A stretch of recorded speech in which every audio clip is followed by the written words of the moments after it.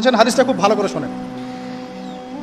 রাসূলুল্লাহ সাল্লাল্লাহু আলাইহি ওয়াসাল্লাম বলেছেন, যখন আমার উম্মত এই 15টা পাপে লিপ্ত হবে, এই 15টা পাপে লিপ্ত হবে, তখন তাদের উপর আল্লাহর পক্ষ থেকে আযাব এবং গজব আসতে শুরু করবে। হাদিস আসলে অনেক আছে, কিন্তু সবগুলো বলার সময় থাকবে না, আমি মূল কয়েকটা বলছি, এগুলোর মধ্যে সব পড়ে যাবে ইনশাআল্লাহ। যখন আমার উম্মত এই 15টা কাজ করবে, তখন তাদের উপরে আল্লাহর পক্ষ থেকে আযাব এবং গজব অবধারিত আসবে। এক নাম্বার পাপ যখন এই উম্মতের মানুষ করবে, যখন তারা গনিমতের মালকে ব্যক্তিগত সম্পদ মনে করবে। গনিমতের মাল বোঝেন?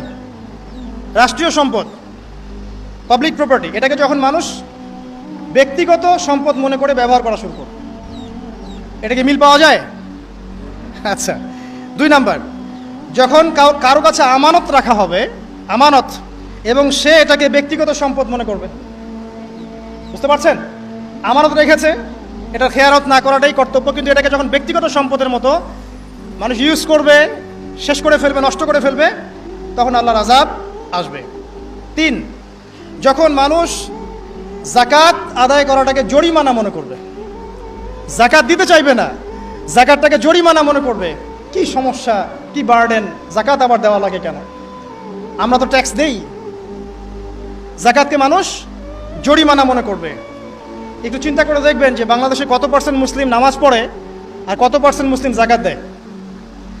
শুধু যাকাতের টাকাগুলো যদি আমরা একত্রিত করতে পারতাম, বড় বড় মেগা প্রজেক্ট করা সম্ভব ছিল, অনেক বড় বড় প্রজেক্ট করা সম্ভব ছিল, অনলি যাকাতের টাকা দিয়ে। আর যাকাতের টাকা এক বছরে শেষ হয়ে যায় না, পরের বছর আবার ঘুরে আসবে। ঠিক আছে, ইসলামিক ইকোনমিক্সের বেইজই হলো যাকাত। এটা নিয়ে আমরা ইনশাল্লাহ আরেকদিন কথা বলব।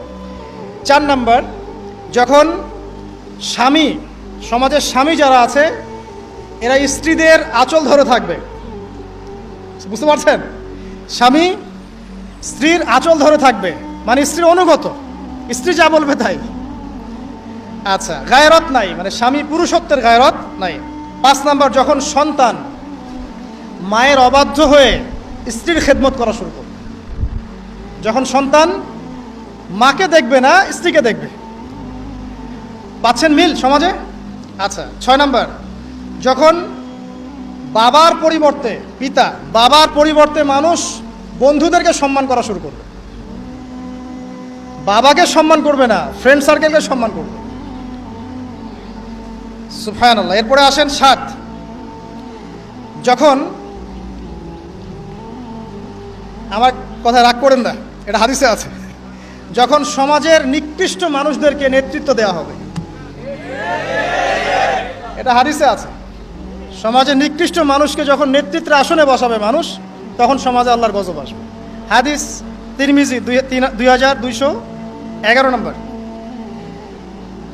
এরপরে 8, নবী সাল্লাল্লাহু আলাইহি ওয়াসাল্লাম বলছেন, যখন কোনো ব্যক্তিকে সম্মান করা হবে তার টর্চার থেকে বাঁচার জন্য, যখন কোনো মানুষের সম্মান করা হবে তার শাস্তি থেকে বাঁচার জন্য, মানে মানুষ মন থেকে সম্মান আসছে না, ভয়ে আপনি সম্মান করছেন, এই অবস্থা যখন আসবে তখন আল্লাহর আযাব আসবে। তারপরে 9, যখন মসজিদের মধ্যে, দেখবেন অনেক মসজিদ আছে বাংলাদেশে, মসজিদের মধ্যে হট্টগোল বেড়ে যাবে, মসজিদের মধ্যে হট্টগোল বেড়ে যাবে, আর মসজিদগুলো হবে চাকচিক্যময়, হেদায়েত উঠে যাবে। মসজিদ হবে চকচকা, তাজমহলের মতো এক একটা, কিন্তু হেদায়েত উঠে যাবে, মসজিদে হট্টগোল বেড়ে যাবে। 11, যখন পুরুষেরা রেশমি কাপড় পরবে, পুরুষেরা সিল্কের রেশমি কাপড় পরবে।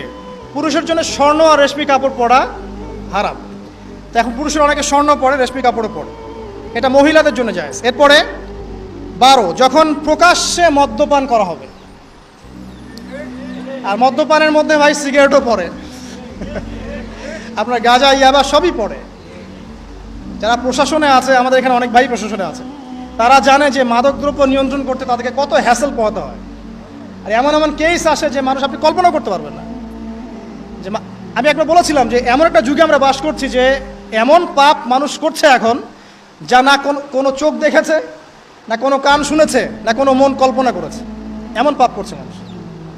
যখন প্রকাশ্যে মদ্যপান করা হবে, এবং লাস্টের 2টা হচ্ছে 13, যখন বাদ্যযন্ত্রের সংখ্যা বেড়ে যাবে, বাদ্যযন্ত্রের চর্চা বেড়ে যাবে, এবং সর্বশেষ যখন গায়িকাদেরকে সম্মান করা হবে এবং উম্মতের শেষের দিকের লোকেরা, মানে আমরা উম্মতের প্রথম দিকের লোকদেরকে গালিগালাজ করবে। বুঝতে পারলেন?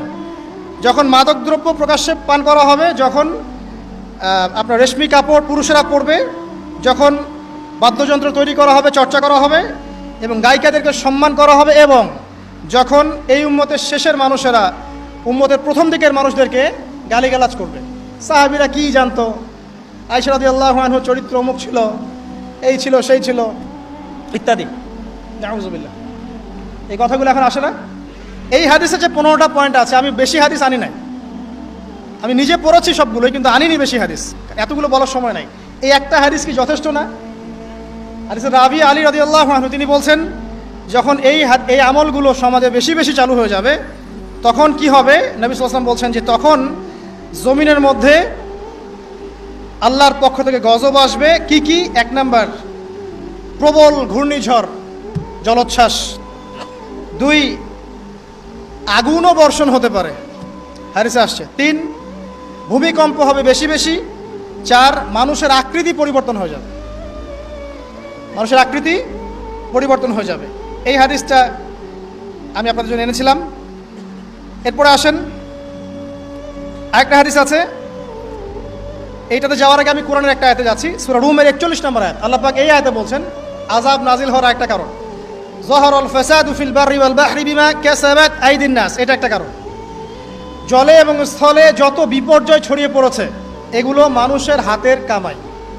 তার মানে যত ফাসাদ ছড়াবে সবকিছু আল্লাহর পক্ষ থেকে নয়, এখানে মানুষেরও হাতের কামাই থাকবে। এখন আপনি দেখেন, পরিবেশ দূষণ করছে কারা? মানুষ। বনভূমি উজাড় করছে কারা? মানুষ। এই যে কার্বন মনোক্সাইডের পরিমাণ বাড়ছে বাতাসে, এগুলো কারা বাড়াচ্ছে? জিন, মানুষ। অর্থনীতির মধ্যে ফাসাদ কে করছে? সুদের মধ্য দিয়ে অর্থনৈতিক সিস্টেমে ফাসাদ কে ডেকে এনেছে? মানুষ। যাকাত বন্ধ করছি কারা? আমরা। তাই নয় কি? আপনি দেখেন সোশ্যালি যে সমস্যাগুলো হচ্ছে, এই যে জমি নিয়ে সমস্যা, আত্মীয়তার বন্ধন নিয়ে সমস্যা, টাকা পয়সার সমস্যা, পদের লড়াই, ক্ষমতার লড়াই, কারা করছে এগুলা? জিন শয়তান, মানুষ। এটা হচ্ছে কোরআনের এই আয়াতের ব্যাখ্যা, যে জলে এবং স্থলে যত বিপর্যয়, এগুলো মানুষের হাতের কামাই। তার মানে মানুষেরও এখানে প্রচণ্ড রকম দোষ আছে। অন্যথা আল্লাহ পাক তো আর এখানে এমনি এমনি গজব পাঠাতেন না।